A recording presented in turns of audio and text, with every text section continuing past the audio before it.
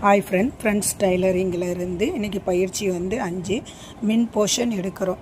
மின் போர்ஷன் எப்படி எடுக்கிறதுனா பேக் தட்டை வச்சு வைக்கிறேங்க. பேப்பர் கட்டிங் நான் வெட்டிங்கிறத வச்சு அந்த ஷோல்டருக்கு இது பண்ணிக்கிறேன் பார்த்தீங்களா, அதுக்கு நேராக ஒரு கோடு போட்டுட்டு பேப்பரை வந்து வச்சுட்டு அதை ஒட்டின மாதிரியே வச்சு ஒரு மார்க்கு பண்ணின்னு வரேங்க. அதை ஒட்டின மாதிரியே வச்சுட்டு ஒரு மார்க்கு பண்ணிவிட்டு ஜக்காக்கு நேராக ஒரு மார்க்கு, அந்த சைடில் ஒரு மார்க்கு, கழுத்து இறக்கம் இருக்குது பார்த்தீங்களா, கழுத்து இறக்கத்தில் ஒரு மார்க் பண்ணிவிட்டு இப்போ வந்து நம்ம அந்த ஷோல்டரை வந்து கரெக்ட் பண்ணுறோம். இப்போ அந்த ஷோல்டரை வந்து கரெக்ட் பண்ணிவிட்டு இப்போ கழுத்தோட மின் சைடு இருக்குதுங்க இல்லைங்களா, அதை வச்சுட்டு நேராக ஒரு கோடு போட்டுக்கோங்க. ஒரு கொஞ்சம் தூரத்துக்கு கரெக்டாக வச்சு நேராக ஒரு கோடு போட்டுட்டு இப்போ ப்ளவுஸில் மின் பக்கம் எடுத்துக்கிறோங்க. அந்த ஷோல்டரில் இருந்து கீழே அந்த ஊக்ஸ் இருக்குது பார்த்தீங்களா, நான் மார்க் பண்ணி வச்சுங்கிறேன் பாருங்கள்.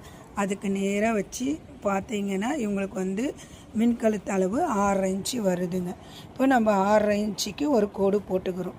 இப்போ 6 இன்ச்சுக்கு ஒரு கோடு போட்டுட்டு இப்போ எல் ஷேப்பில் ஒரு கோடு கொடுத்துக்கிறோங்க. எல் ஷேப்பில் ஒரு கோடு கொடுத்துட்டு கழுத்தோட வளைவு அவங்களுக்கு எவ்வளோன்னு பார்க்குறோம். கழுத்தோட வளைவு இவங்களுக்கு 2.5 இன்ச்சு வருது.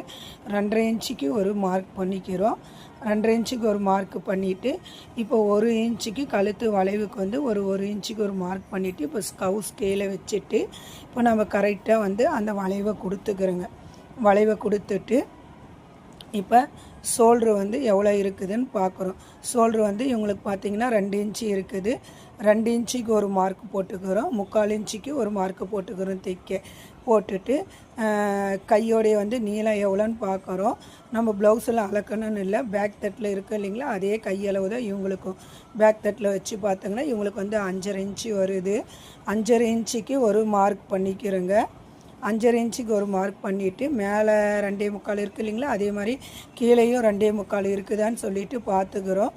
பார்த்துட்டு எல் ஷேப்பில் ஒரு கோடு கொடுத்துக்கிறோங்க. ஓகேங்களா, எல் ஷேப்பில் ஒரு கோடு கொடுத்துட்டு 1.25 இன்ச்சு வந்து மின் போர்ஷனுக்கு வச்சுக்கோங்க.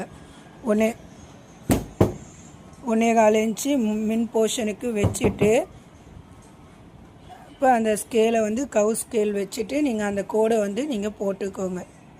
ஓகேங்களா, கவு ஸ்கேல் வச்சுட்டு அந்த கோடை போட்டுட்டு இப்போ பார்த்தீங்கன்னா ப்ளவுஸை எடுத்து போட்டுட்டு எப்பயுமே ஊக்ஸு சைடு தான் எடுத்துக்கணும், வி சைடு எடுத்துக்காதீங்க.